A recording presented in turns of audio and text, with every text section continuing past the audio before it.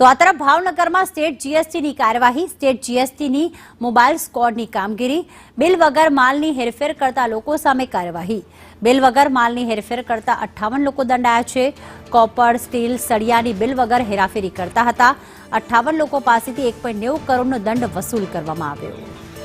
મયુર અમારી સાથે જોડાઈ ગયા છે. મયુર, દંડાત્મક કાર્યવાહી કરવામાં આવી છે. કેટલા સમયથી તે લોકો આ રીતે બિલ વગર માલની હેરફેર કરતા હતા?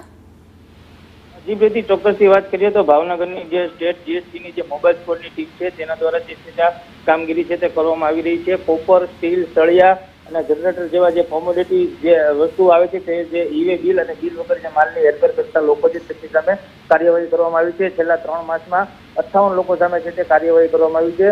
58 લોકો જે છે તે લોકો પાસેથી 1 કરોડ અને 90 લાખ રૂપિયાની જે રકમ છે તે પણ વસૂલાત કરવામાં આવી છે. એટલે કહી શકાય છે કે ભાવનગર જીએસટીમાં જે રીતે બદનામ થયું હતું તેને લઈને હાલ હવે જીએસટી વિભાગ છે તે કડક કાર્યવાહી છે તે હાથ ધરી રહી છે.